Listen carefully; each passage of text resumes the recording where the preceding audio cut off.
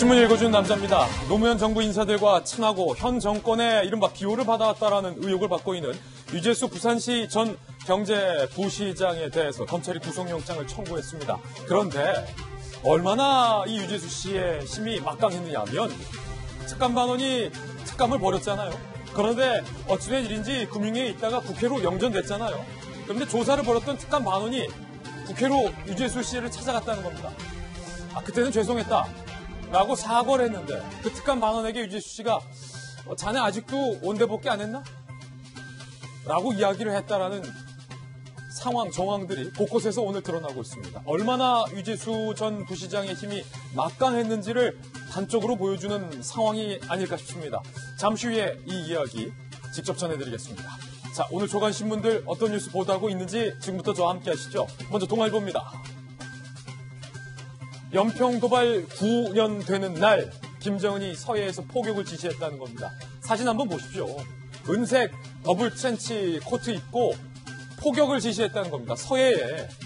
그런데 해상에서 적대 행위를 금지하자 김정은이 문재인 대통령의 면전에서 약속했던 그 지역에서 포를 쏘라고 보란듯이 지시를 했습니다. 문 대통령과 직접 했던 약속, 종이 조각처럼 하나도 중요하지 않다. 정면으로 김정은이 어겨버린 겁니다.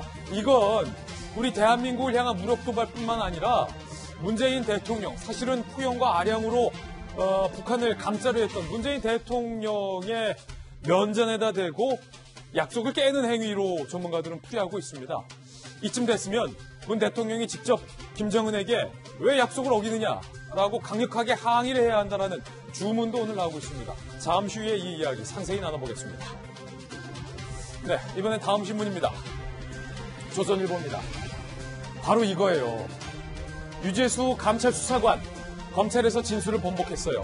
지금까지는 외압은 아니었다라고 얘기를 했었는데 이 감찰수사관이 윗선 외압으로 중단됐다라고 검찰에서 털어놨다는 겁니다. 급기야 박형철 반부패 비서관도 조국 수석으로부터 내려온 이 수사 무마에 대해서 검찰에서 부인하지 않고 있는 이야기가 나오고 있습니다. 잠시 후에 이 이야기도 상세하게 짚어보겠습니다. 인비저블 핸드.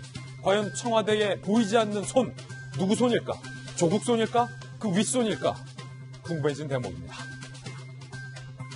자, 이번에 다음 신문입니다. 중앙일보입니다. 홍콩의 구의회 선거 결과가 나왔습니다. 이 결과는 압도적이었습니다. 반중파가 86% 휩쓸었습니다. 이 정도면 휩쓸었다는 표현이 적절합니다. 자, 결과 한번 보시죠. 선거 전만 하더라도 홍콩 구의회는 친중파가 327석의 다수를 차지하고 있었습니다. 그런데 이번 선거로 범민주진영, 그러니까 반중, 중국에 반대하는 파가 388석을 차지했습니다. 180도 뒤바뀌었습니다. 자, 중국이 청년 시대를 물리적으로 제압할 수 있어도 홍콩 시민들의 마음까지는 사로잡지 못했다라는 반증입니다. 유학 갔던 홍콩 유학생까지 홍콩으로 돌아와서 투표를 한 그 결과 여러분이 보셨습니다. 다음 신문입니다. 이번에 한국일보입니다. 선거법 부의가 하루 앞으로 다가왔습니다. 여당은 고민이 깊습니다. 자, 4+1 한국당 빼고 강행 처리를 지금까지는 해왔는데 이 선거법이 선거의 룰이라는 거죠. 제1야당 파트너 없이 선거의 룰을 변경하기에는 민주당 내부에서 고민이 깊어졌다는 겁니다. 이해찬 대표도 그래도 한국당 빼고 강행하기는 좀 무리가 있지 않냐. 결국 이해찬 대표, 황교안 대표의 단식 텐트를 찾기도 했습니다.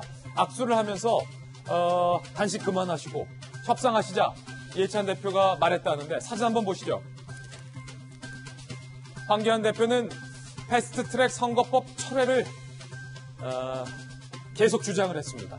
자, 황 대표의 건강이 오늘 급격하게 안 좋아졌다라는 소식도 나와 있고 조금 전 바른미래당의 유승민 의원이 황교안 대표의 텐트를 찾는 모습도 저희 취재기자에 의해서 포착되기도 했습니다. 잠시 후에 이 이야기도 나눠보겠습니다.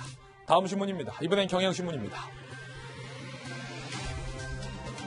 통계청의 2019년 사회조사가 발표됐는데요. 나의 자녀는 나와 달리 계층이 상승할 것이다 라고 희망 섞인 답변을 한 부모가 10명 중에 3명밖에 안 됐다. 정말 서글픈 조사 결과 나왔습니다. 이 그래프입니다. 함께 보시죠. 자, 나는 이렇게 살았지만 나의 자식들, 나의 아들, 나의 딸은 나보다는 잘 살겠지 라고 믿는 부모가 이렇게나 줄었다는 겁니다. 2009년 딱 10년 전만 해도 48.3%의 우리 부모들은요, 그래 내 자녀들은 잘 될 거야 라고 믿고 있었는데 10년이 지난 2019년 부모들의 28.9%만이 나의 자녀는 계층 상승하겠지, 뒤집어 말하면 70% 넘는 부모님들은 내 아들, 딸이 나보다 잘 살리라고 기대하지 못한다라고 비관적인 대답을 했다는 겁니다. 이게 과연 무엇 때문일까요? 안 좋은 경쟁 상황, 앞이 보이지 않는 미래, 대한민국에 대한 걱정, 이 시대의 부모님들이 이런 걱정을 한다는 사회 결과 조사가 나온 겁니다. 오늘 아침 마음이 참 씁쓸했습니다. 다음 신문입니다. 이번엔 서울신문입니다. 자, 이 기사도 참 가슴 아픈 기사입니다.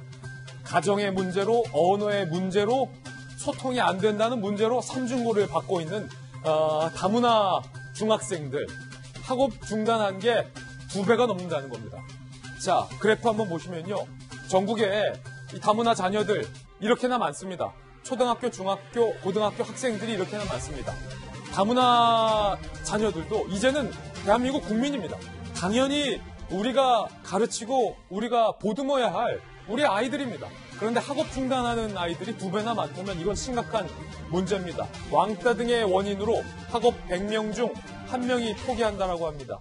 자, 충남 등에서는요, 엄마 학교 등을 통해서 우리말이 어려운 이 엄마들에게 한글을 가르치고 우리말을 가르치는 교육도 엄마 학교 등도 시범적으로 실시되고 있다고 합니다. 충남 잘했어요. 다른 지자체로 좀 확대돼야 할 것 같습니다. 지금까지 신문 읽어주는 남자였습니다.